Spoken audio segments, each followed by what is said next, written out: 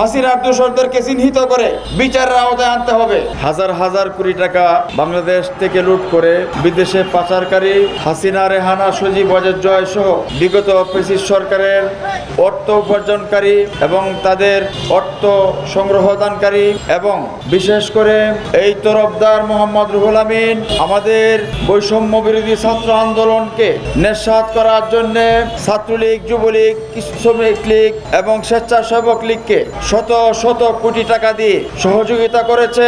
শুধু তাই নয়, তাদেরকে আমাদের ছাত্রদেরকে হত্যা করার জন্য অস্ত্র সাপ্লাই দিয়েও তাদেরকে সহযোগিতা করেছে। রুহুল আমিনকে গ্রেপ্তারের দাবিতে আজকের এই প্রতিবাদ সভায় উপস্থিত রয়েছেন সেই 18 সালের কোটা সংস্কার আন্দোলনের তুখোড় ছাত্র নেতা, বর্তমান আমাদের যে ছাত্র আন্দোলন করেছে বৈষম্য বিরোধী ছাত্র আন্দোলনের ছাত্রদের অভিভাবকদের একজন, গণ অধিকার পরিষদের সংগ্রামী সদস্য সচিব, সাবেক ছাত্র নেতা জনাব ফারুক হাসান, আমাদের সংগঠনের সহসভাপতি জনাব মোহাম্মদ তোফায়েল আহমেদ, মোহাম্মদ কামরুল ইসলাম, বিপ্লব হোসেন, সৌরভ এবং আমাদের শুভ সহ সম্মানিত নেতৃবৃন্দ, সম্মানিত সাংবাদিক বন্ধুগণ, আমাদের নেতৃবৃন্দ বক্তব্য রেখেছেন। আমি বক্তব্য দীর্ঘায়িত করব না, গরমের চাপ খুব বেশি। সম্মানিত বন্ধুগণ, বর্তমান ডক্টর মোহাম্মদ ইউনূসের সরকারকে বিতর্কিত করার জন্য, এই সরকারকে বেকায়দা ফেলার জন্য এই সরকারের বিরুদ্ধে দেশে এবং বিদেশে ষড়যন্ত্র চলছে।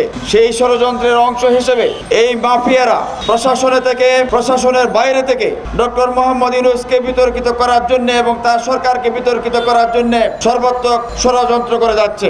আমরা বাংলাদেশ ইউথ ফোরাম, গণ অধিকার পরিষদ, এরকম বাংলাদেশ জাতীয়তাবাদী দল, বাংলাদেশ জামায়াত ইসলামী সহ আওয়ামী লীগের ফ্যাসিবাদ বিরোধী আন্দোলনে যারা মাঠে ময়দানে কাজ করেছিল, তারা সকলেই চায় এই সরকারকে একটি সুষ্ঠু, অবাধ, গ্রহণযোগ্য নির্বাচনের ব্যবস্থা গ্রহণ করবে যখন পরিবেশ সৃষ্টি হবে। তার আগ পর্যন্ত এই হাসিনার দোষরদেরকে চিহ্নিত করে বিচারের আওতায় আনতে হবে। ফারুক ভাই বলছেন যে বর্তমানে ডিসি, এসপি, সচিব, ডিআইজি, বিভাগীয় কমিশনার তারা এখনো বহাল তবিয়তে রয়েছে। আমি একটি প্রতিহান বলতে চাই, আমার বাড়ি ময়মনসিংহের বর্তমান বিভাগীয় কমিশনার, সে একটি বক্তৃতা কিছুদিন আগে বলেছিল, 5 তারিখের আগে, যে পতাকায় বঙ্গবন্ধুকে যারা দেখতে পায় না তারা বাংলাদেশের নাগরিক নয়। তাকে এখনো বহাল তবিয়তে রাখা হয়েছে। শুধু তাই নয়, সিটি কর্পোরেশনের মেয়রদেরকে অপসারণের পরে সিটি কর্পোরেশনের প্রশাসক হিসেবে তাকে অতিরিক্ত দায়িত্ব দেওয়া হয়েছে।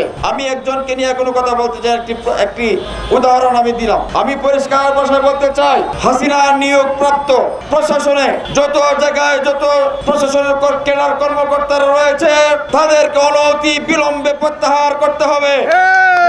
শুধু তাই নয়, এই 15 বছরে বিসিএস ক্যাডার যারা কাগজ চুরি করে পরীক্ষা দিয়ে পাশ করে বিসিএস ক্যাডার হয়েছে, হাসিনাকে প্রোটেকশন দেওয়ার জন্য তাদেরকেও চাকরিচ্যুত করতে হবে। আমাদের দাবি হলো এই সরকারকে সর্বাত্মক সহযোগিতা করতে হবে এবং এই সরকারকে টিকিয়ে রাখার জন্য আমাদেরকে মাঠে ময়দানে থেকে এই ফ্যাসিবাদের দোষরদেরকে পাহারা দিতে হবে এবং ফ্যাসিবাদের দোষরদেরকে যেখানে পাওয়া যাবে সেখানে ধরে আর্মির হাতে ধরে তুলে দিতে হবে।